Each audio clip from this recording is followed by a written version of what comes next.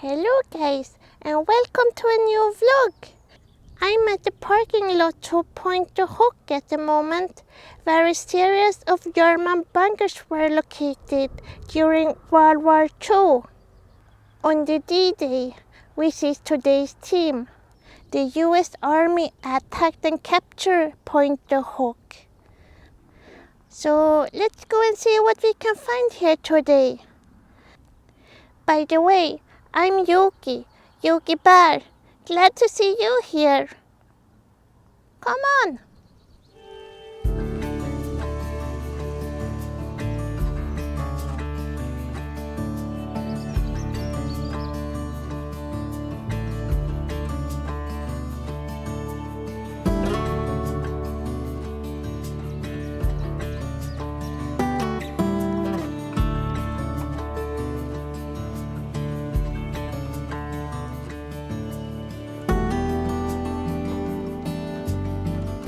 Here you could read about some of the sacrificed men, like the 23-year-old sergeant who was singing with his fellow rangers, celebrating his third wedding anniversary shortly before landing.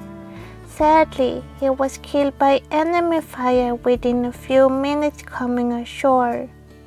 58 years later, when his widow died, she was buried by his side. I was so touched by this story.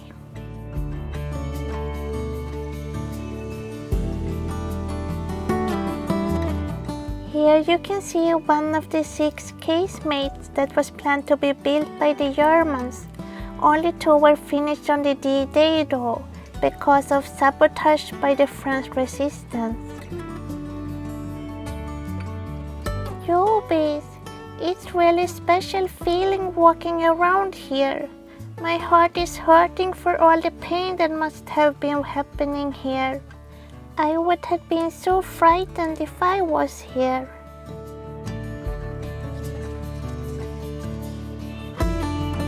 Even if it's off season, it's still pretty much people here.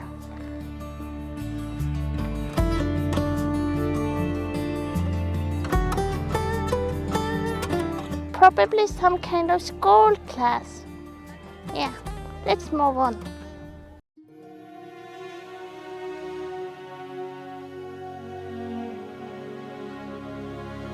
It's a crazy big bomb hole. Yeah, crazy.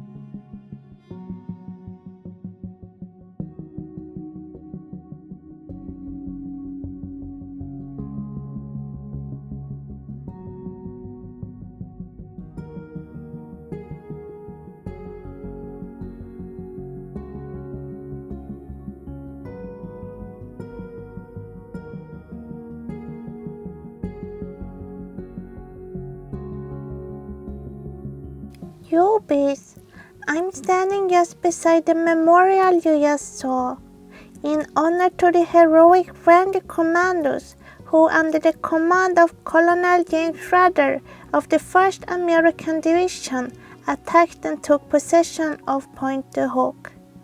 The view from here is worth to be mentioned too, I think.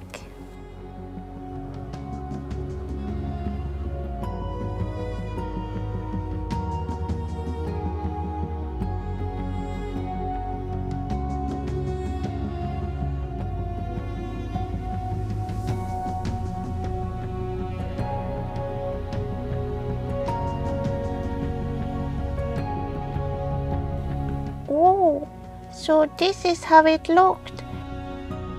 A fully completed casemate. I guess this is the front area with the 155mm gun emplacement.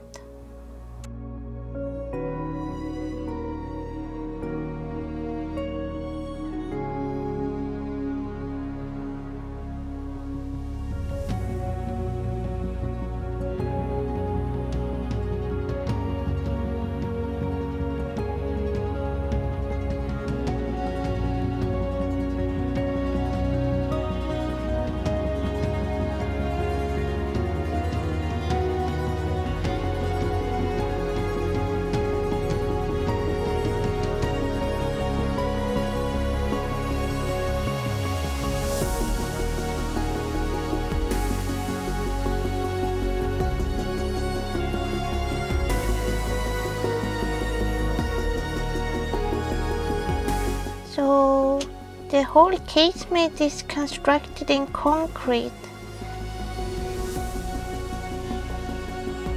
And those might be the 2 rooms in the rear that held all the ammunition.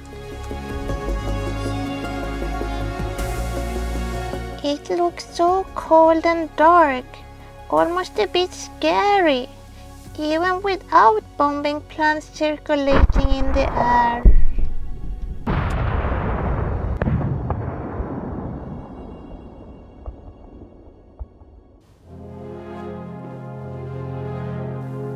This must have been the view the Germans had on the D-Day, when the largest seaborne invasion in history happened, Operation Overlord, with the codename Operation Neptune.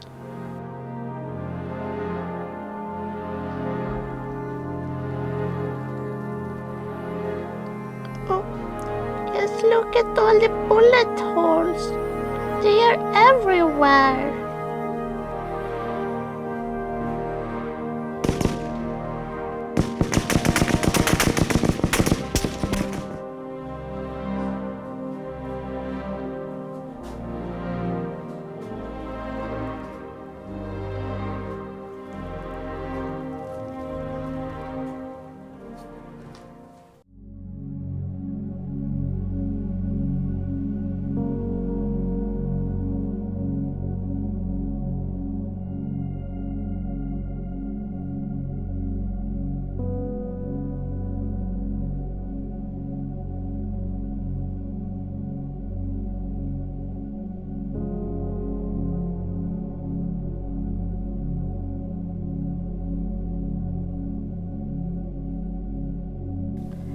Here you see one of the bunkers, also constructed of solid concrete, with 2 meters thick walls that could give shelter for up to 20 soldiers.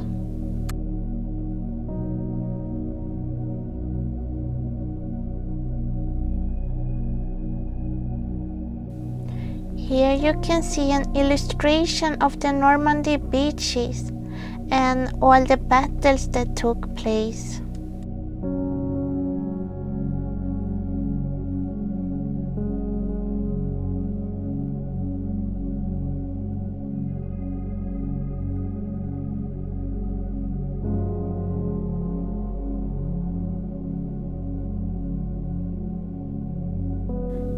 This is where we will go next.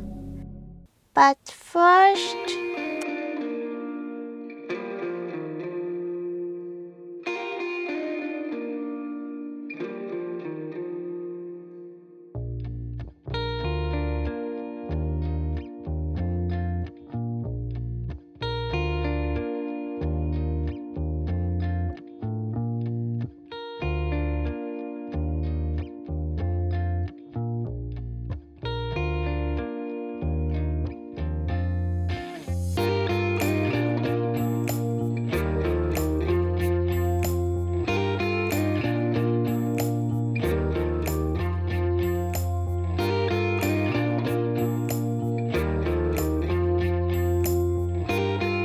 we just reached the Omaha beach, an 8 kilometers long beach and one of the 5 beaches that was included in the landing of Operation Overlord.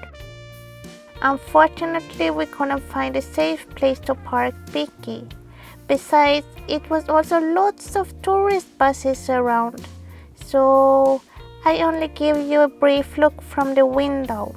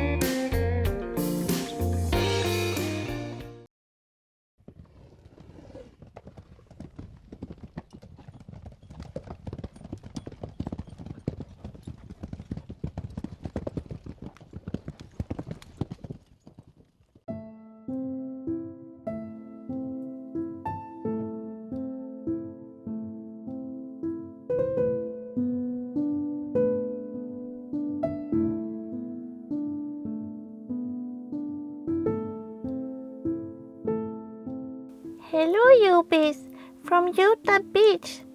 As you just saw, we never stopped at the Omaha Beach, which is kind of similar to Utah Beach. However, Utah Beach is the westernmost beach of the 5 beaches where the American soldiers landed on D-Day, the 6th of June in 1944. They came ashore in the early morning when the tide was low, in landing boats as the one you can see behind me.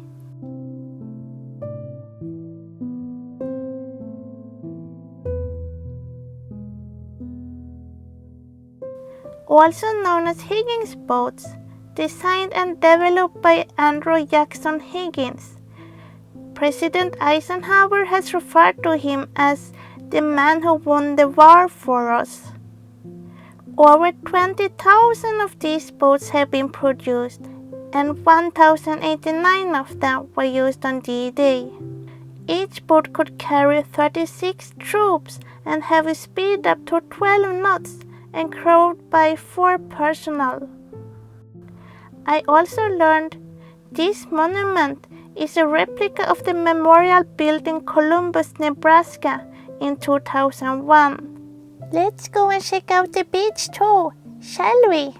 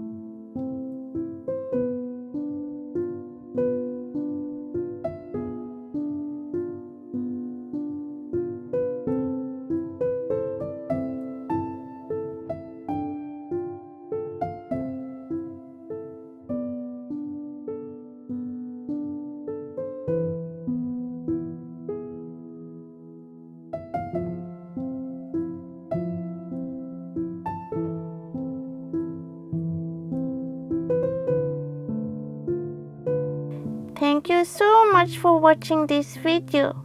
If you like what I do, please consider to give me a pull up. And I'm always very happy when you leave me a comment. Have a wonderful day and hope to see you next time. Bye!